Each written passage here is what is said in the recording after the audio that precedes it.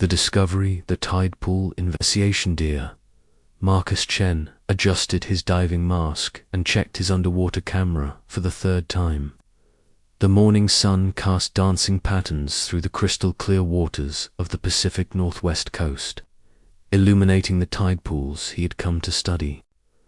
As a marine biologist specializing in climate adaptation, Marcus spent most of his time documenting how ocean life responded to changing temperatures. Today felt different though. His instruments had detected unusual energy signatures in this particular stretch of coastline. The water temperature readings made no sense. While the surrounding ocean held steady at 58 degrees, this small cove registered a consistent 72 degrees. Even stranger, the marine life here showed unprecedented diversity.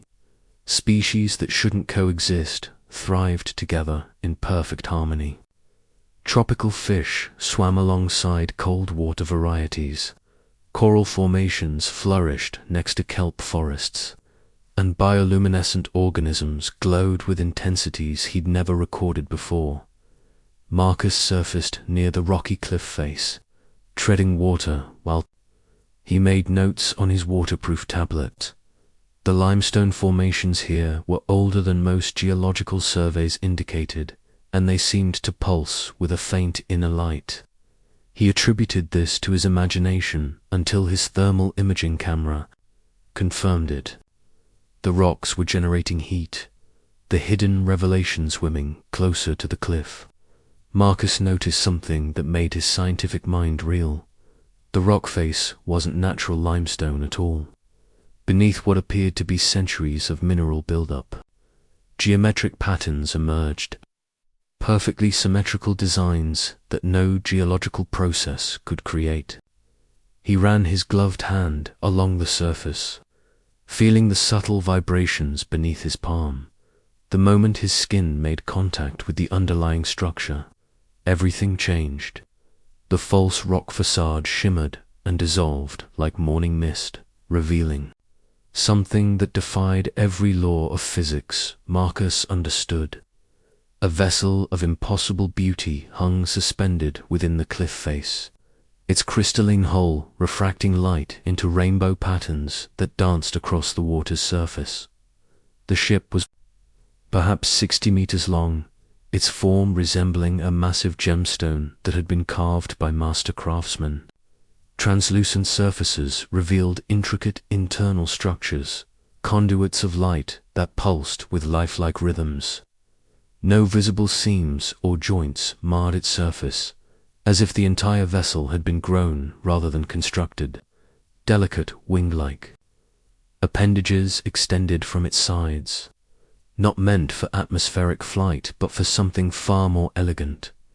Marcus floated motionless, his mind struggling to process what he was seeing.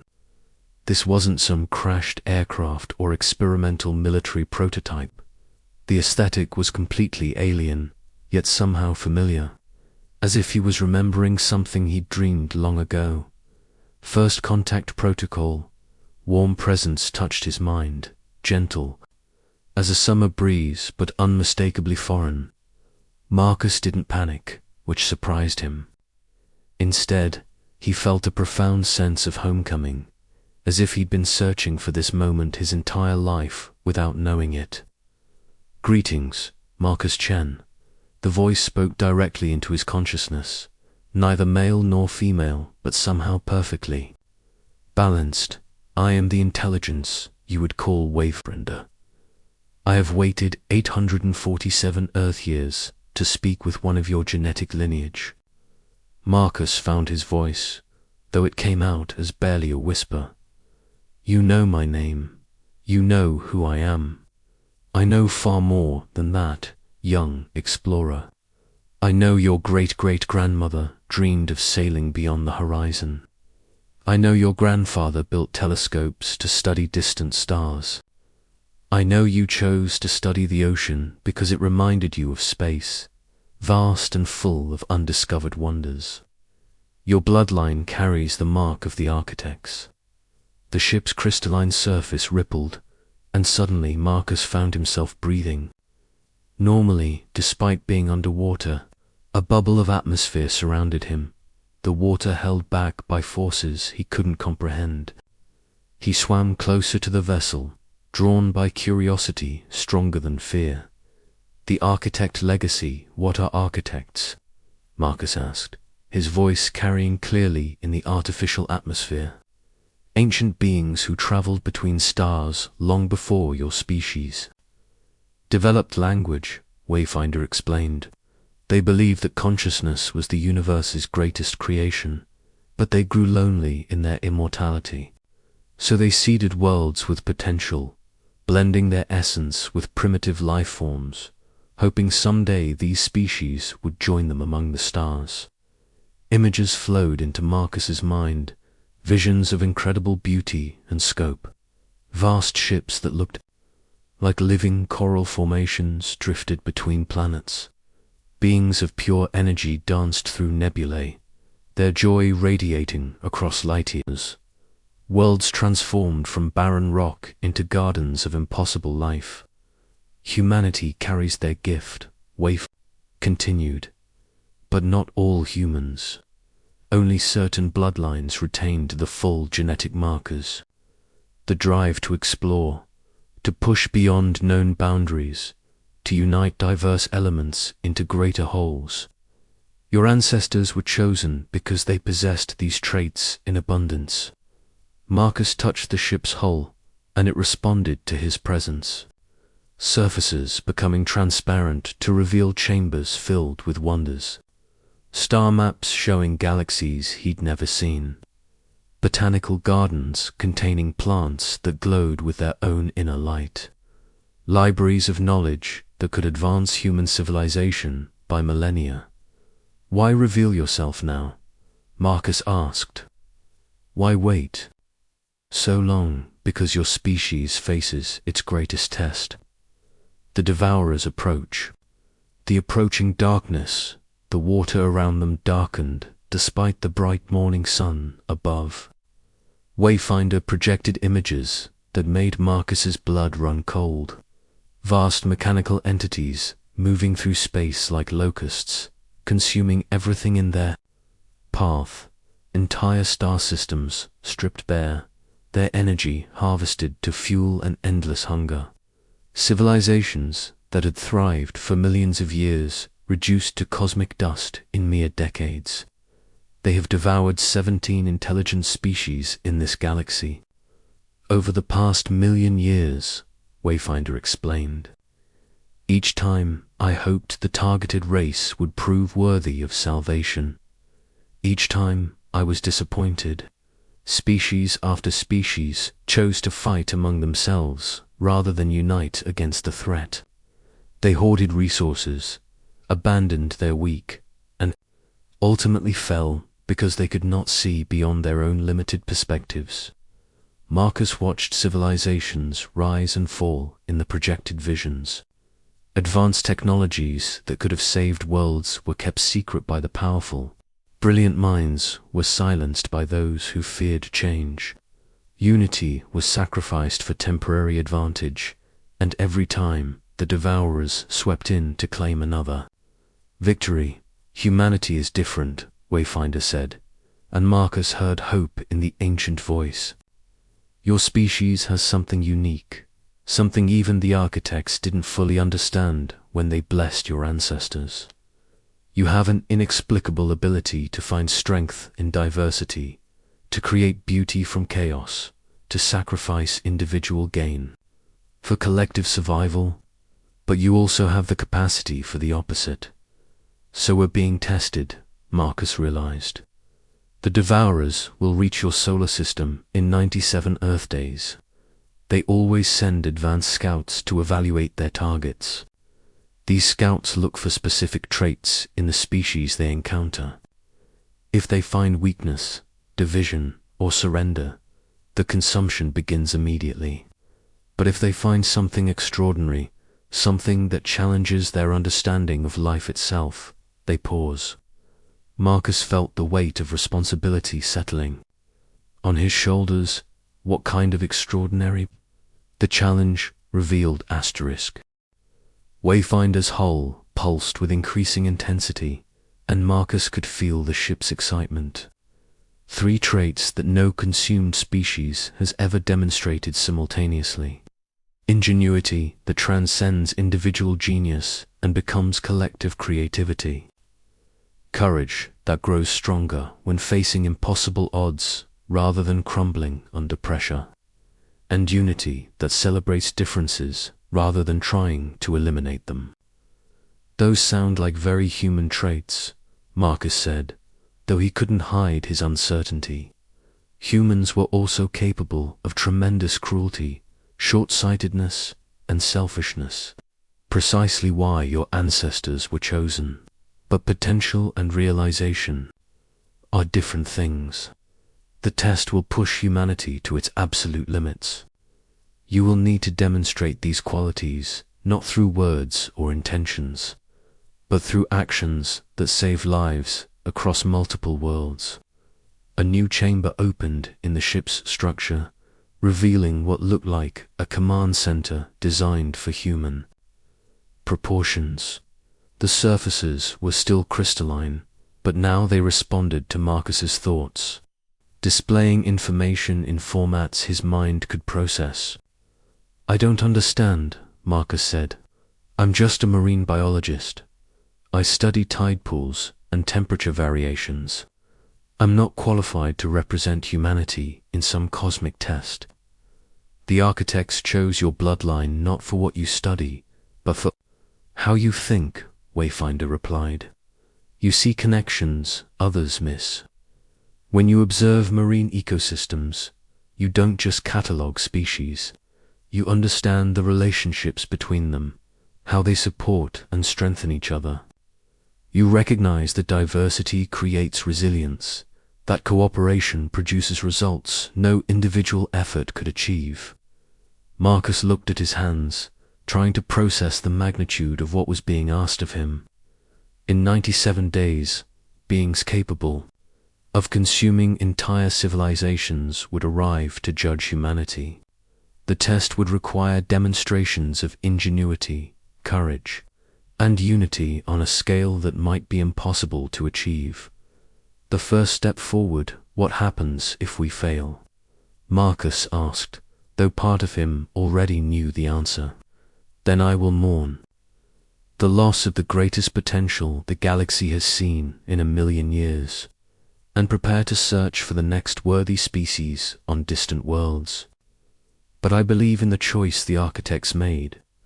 I believe in humanity's capacity for greatness." The ship's command center fully activated around Marcus, and he felt knowledge flowing into his mind. Not overwhelming floods of information, but gentle streams of understanding. How to communicate with the ship's systems. How to interpret the vast databases of galactic knowledge. How to recognize the signs of devourer approach. The test begins with you, Marcus Chen, but it will require millions of your kind working together. You must find a way to unite Earth's nations, overcome ancient prejudices, and channel humanity's greatest strengths toward a common goal. The Devourers will not be impressed by individual heroics. They have seen countless brave warriors die. They will only be moved by coordinated efforts that showcase your species' unique gifts. Marcus took a deep breath of the ship's artificial atmosphere and made his decision. "Then we'd better get started. What's the first step?" "Return to your world," Wayfinder said, "but you will not go empty-handed. I will provide you with evidence that cannot be dismissed, and with tools that will help humanity prepare. But remember, the ultimate test cannot be passed by alien technology. It can only be passed by human hearts and minds working together towards something greater than themselves." The bubble of atmosphere around Marcus began to dissolve, but he found he could still breathe underwater. The ship had somehow enhanced his physiology, allowing him to survive in conditions that would normally be fatal. "This is permanent," Wayfinder explained. "You are now the bridge between species, capable of existing in both human and architect environments. But more importantly, you carry within you the absolute certainty that humanity can achieve greatness. That certainty will be your greatest weapon in the days ahead. As Marcus swam toward the surface, the crystalline ship began to fade back into its camouflaged state. But he could still feel its presence, a warm assurance that he was no longer alone in the vast cosmos. Humanity's greatest test was about to begin, and everything depended on proving that humans were more than the sum of their individual parts. Asterisk. The test of humanity. The World Watch 73 days had passed since Marcus's first encounter with Wayfinder. The marine biologist had traded his quiet research, life for something he never could have imagined, becoming humanity's advocate before cosmic judges. The evidence Wayfinder provided had been undeniable. Satellite feeds showing massive objects at the edge of the solar system, energy signatures that defied conventional physics. Most convincing of all, the ship had transmitted a message to every major observatory on Earth simultaneously, a feat impossible for any human technology. World leaders initially responded with predictable skepticism and territorial posturing. Some nations wanted to weaponize the alien technology. Others demanded exclusive access to the ship's knowledge. A few simply refused to believe the evidence, despite being unable to explain it away. But as the days passed and more proof accumulated, even the most stubborn skeptics could no longer deny reality. Marcus stood on the deck of the USS Enterprise, a hastily converted research vessel, now serving as humanity's mobile command center. Representatives from 47 nations worked together in spaces that had been cramped laboratories just weeks ago. The irony wasn't lost on him that Earth's most diverse international cooperation had been achieved only when facing extinction. Dr. Sarah Kim, the Korean quantum physicist who had become Marcus's closest collaborator, approached with the latest reports. "The scout ships are definitely in Saturn's orbit," she said, her voice tight with controlled fear.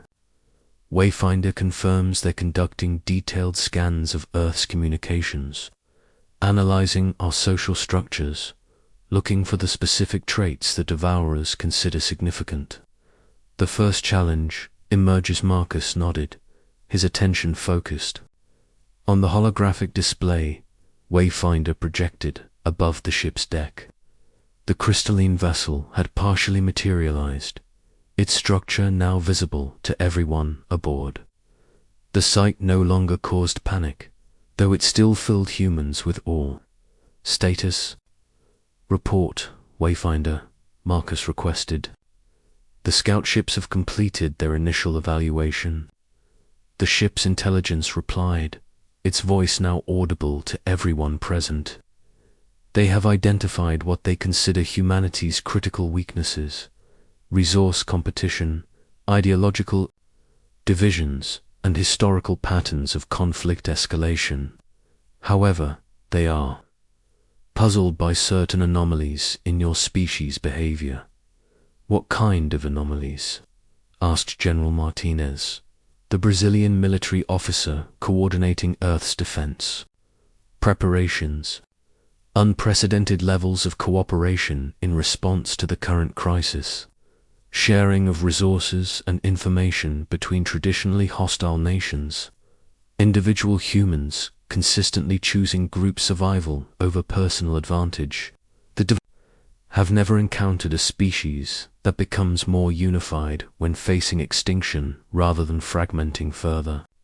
Dr. Kim smiled grimly. "They're about to learn something new about humans." The holographic display shifted, showing a distant solar system under attack. Marcus watched in horror as mechanical entities the size of continents systematically harvested a world's resources while its inhabitants fled in terror. But something was different about this scenario. "This is happening now," Wayfinder explained. the Kepler 442 system, 11 light-years from Earth. The species there achieved spaceflight only recently and has 3 colony ships trying to evacuate their home world. The Devourers are using this as your test scenario. Humanity's response. Felt his heart racing. They want us to help them. How is that possible across 11 light years? The Devourers have provided a quantum communication relay. Wayfinder replied. You can coordinate with the fleeing ships in real time. But here's the test. You have access to advanced technology through me, but the solutions must come from human creativity and insight. Any strategy that relies primarily on alien capabilities will be considered failure. The deck fell silent as the implications sank in. They had to save an entire alien civilization using essentially human-level technology, coordinating across impossible distances with species they'd never encountered. Show us the colony ships, Marcus said. The holographic display zoomed in on 3 vessels fleeing through space, each carrying millions of desperate beings. Their ships were elegant but clearly damaged, trailing atmosphere and debris. The pursuing Devourer scouts were gaining ground. Their names translate roughly to hope, unity, and tomorrow, Wayfinder said. The species calls themselves the They are aquatic beings, not unlike Earth's dolphins in intelligence, but with technological capabilities similar to humanity's 22nd century projections. Dr. Kim immediately began running calculations on her tablet. Can we establish communication with them? Communication established, Wayfinder confirmed. They are surprised to learn that another species wishes to help them. The desperate alliance Marcus stepped forward to address the fleeing aliens. This is Marcus Chen, representing Earth's people. We know you don't know us, but we're going to help you survive this. The response came through Wayfinder's translation systems, carrying emotional undertones of desperation and bewilderment. You are ... offering aid to strangers. Why would your species risk exposure to the Devourers for beings you have never met? General, Martinez answered before Marcus could speak. Because that's what intelligent life should do for other intelligent life. We're stronger together than we are alone. The sentiment rippled through the international team on the ship's deck. Marcus saw tears in several eyes, including his own. Humanity was about to risk everything for aliens they'd never seen, and it felt like the most natural thing in the world.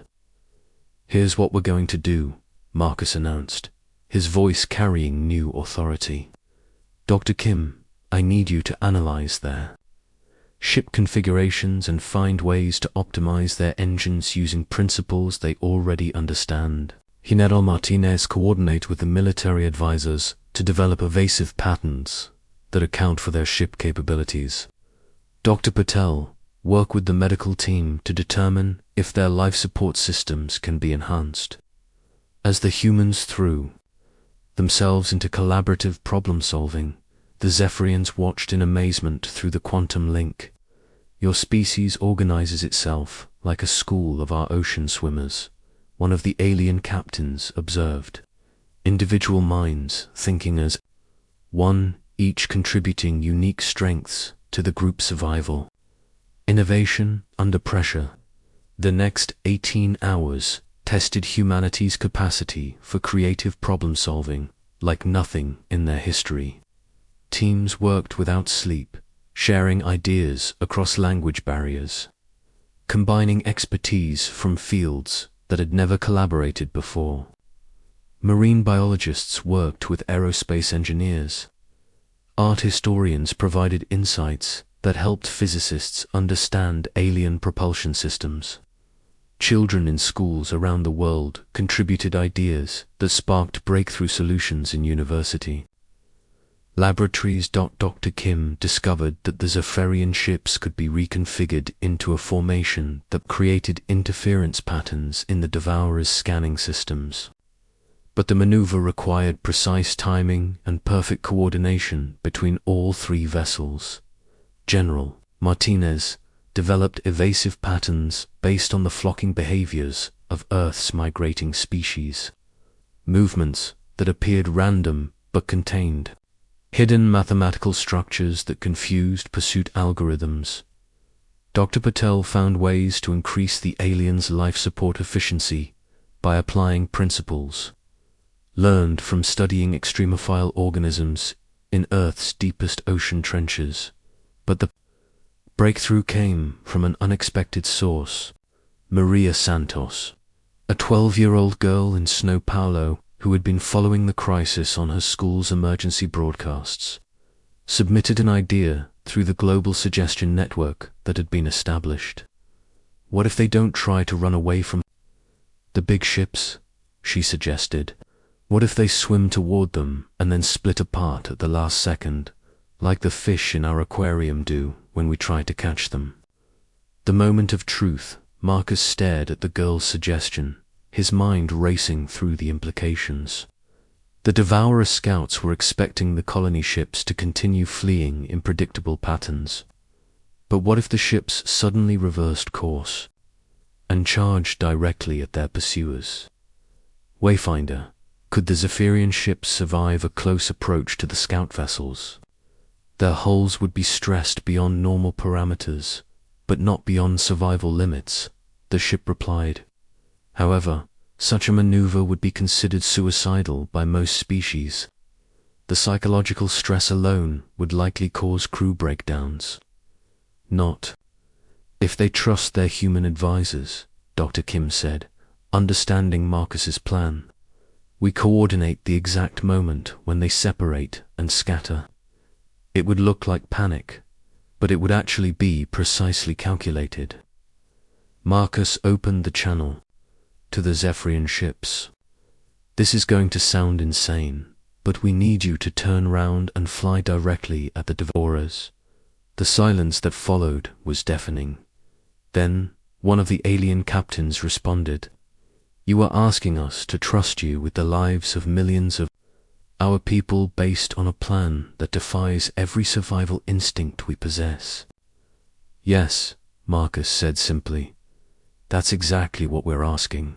Another long pause. Then, incredibly, came the response. We have watched your species work together for the past day.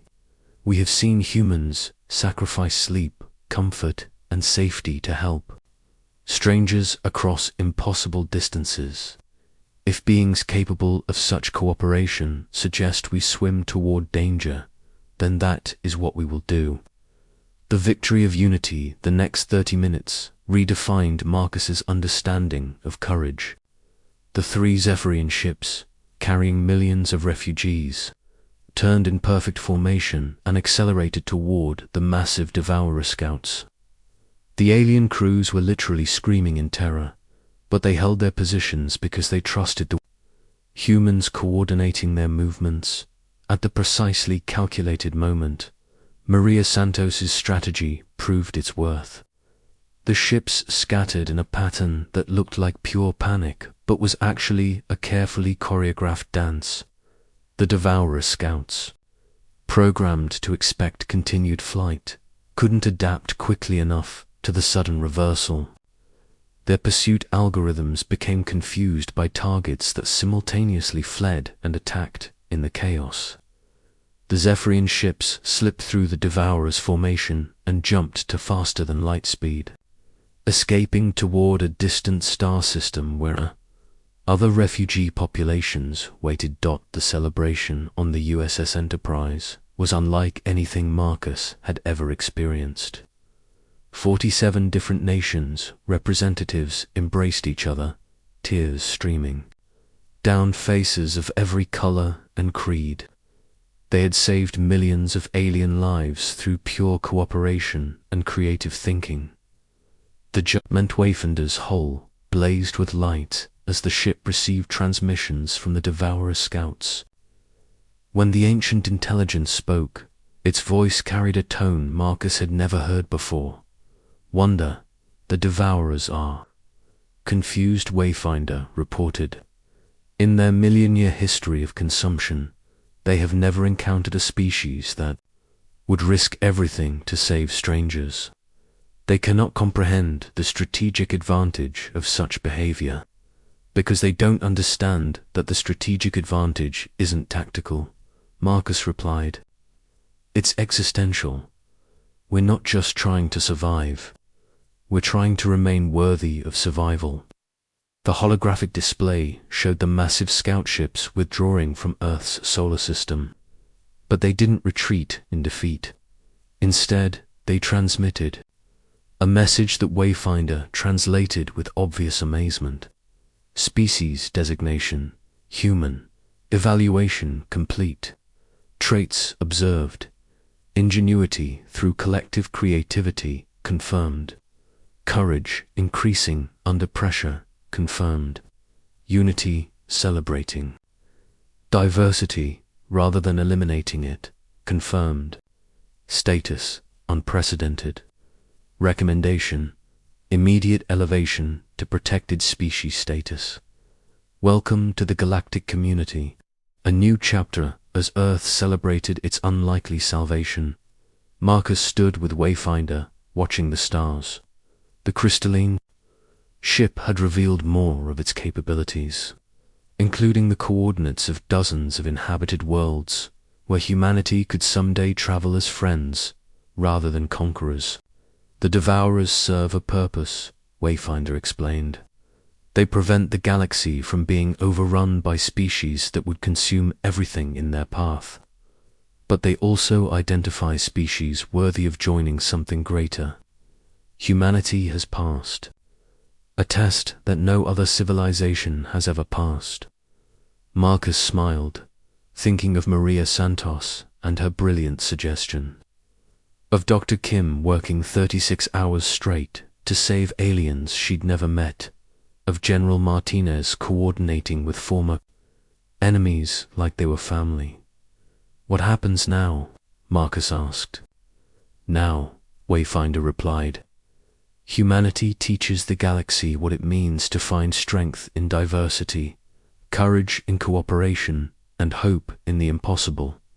The age of human isolation is over. The age of human inspiration has begun. Above them, the stars seemed brighter than they had ever been, each one representing new worlds, new friends, and new adventures for a species that had just proven itself worthy of the cosmos. Asterisk,